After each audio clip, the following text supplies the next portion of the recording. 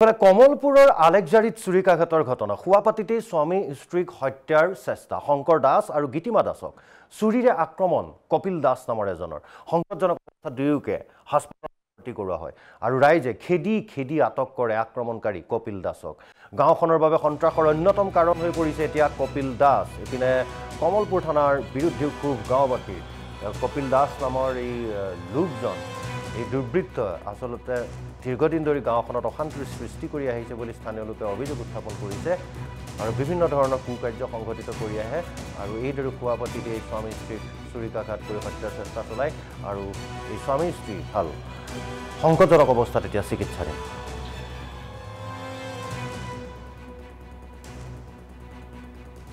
শুনিলোঁ ৰাতি ওলাই আহিলোঁ ওলাই আহি দেখোঁ যদি দুজনে একদম তেজৰে ৰাঙালী হৈ আছে ৰাঙালী আৰু তাক বান্ধি থৈ দি আছে ল'ৰাটোক বান্ধি থৈ পৰি আছে আৰু আমি গম পাই সুধিলোঁ বোলে পুলিচক খবৰ দিছে নে নাই অচিকি পুলিচক খবৰ দি আছোঁ আমাৰ গাঁৱৰে ল'ৰা জাগাল পুলিচক খবৰ দিছে পুলিচ কোনো আহিব নাই যেতিয়ালৈকে এতিয়া আমি তোৰ চাই কি কৰি দিম এতিয়া চাই থাকিবতো নোৱাৰোঁ দৌৰিকে আমি গাঁৱৰে ল'ৰাকেইজন মানে বিচাৰি গাড়ী এখন আনিলে গাড়ীখন আনি যিজনক মানে হানিছিলে আৰু শংকৰ দাসক আৰু তেওঁ ৱাইফক দৌৰিকে মেডিকেল লৈ গুচি গ'ল তাক বান্ধি থৈ গুচি গ'ল ইয়াতে বান্ধি থাকিলে আহি আৰু আমি তাক ৰখি আছোঁ চাই থাকি পিছত অলপ দেৰি হ'ল পুলিচ আহিলে তেওঁলোকৰ অৱস্থা কেনেকুৱা এতিয়া তেওঁলোকৰ অৱস্থা ভাল নহয় খুব হানিছে খুব ব্লিডিং হৈ আছে খুব তেজি আছে দেশ দেখি আপোনাৰ ভয় লাগি গৈছে মানুহজন বাচানে নাবাচে ঠিক নাই আৰু কমলপুৰৰ আলেকজাৰীত চুৰিকাঘাতৰ ঘটনা শুৱাপাতিতেই স্বামী স্ত্ৰীক হত্যাৰ চেষ্টা শংকৰ দাস আৰু গীতিমা দাসক চুৰিৰে আক্ৰমণ কপিল দাস নামৰ এজনৰ সংকটজনক অৱস্থাত দুয়োকে হাস্পতালত ভৰ্তি কৰোৱা হয় আৰু ৰাইজে খেদি আটক কৰে আক্ৰমণকাৰী কপিল দাসক গাঁওখনৰ বাবে সন্ত্ৰাসৰ অন্যতম কাৰণ হৈ পৰিছে এতিয়া কপিল দাস এপিনে কমলপুৰ থানাৰ বিৰুদ্ধে ক্ষোভ গাঁওবাসীৰ কপিল দাস নামৰ এই লোকজন এই দুৰ্বৃত্ত আসলতে দীৰ্ঘদিন ধৰি গাঁওখনত অশান্তিৰ সৃষ্টি কৰি আহিছে বুলি স্থানীয় লোকে অভিযোগ উত্থাপন কৰিছে আৰু বিভিন্ন ধৰণৰ কুকাৰ্য সংঘটিত কৰি আহে আৰু এইদৰে শুৱাপাতিতে এই স্বামী স্ত্ৰীক চুৰিকাঘাত কৰি হত্যাৰ চেষ্টা চলায় আৰু এই স্বামী স্ত্ৰী হাল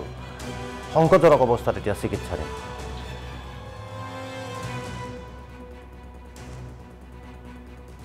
শুনিলোঁ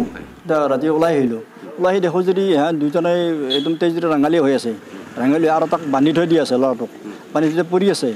আৰু আমি গম পাই সুধিলোঁ বোলে পুলিচক খবৰ দিছে নে নাই অচিকি পুলিচক খবৰ দি আছোঁ আমাৰ গাঁৱৰে ল'ৰা জাগাল পুলিচক খবৰ দিছে পুলিচ কোনো আহিব নাই যেতিয়ালৈকে এতিয়া আমি তোৰ চাই কি কৰি দিম এতিয়া চাই থাকিবতো নোৱাৰোঁ দৌৰিকে আমি গাঁৱৰে ল'ৰাকেইজন মানে বিচাৰি গাড়ী এখন আনিলে গাড়ীখন আনি যিজনক মানে হানিছিলে আৰু শংকৰ দাসক আৰু তেওঁ ৱাইফক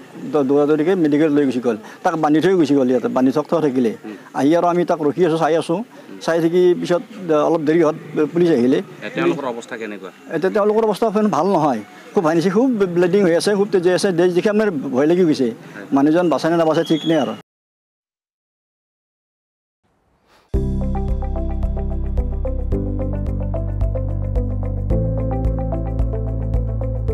NB নিউজ সহজ সৰল ভাষাত নৱভাৰতৰ কথা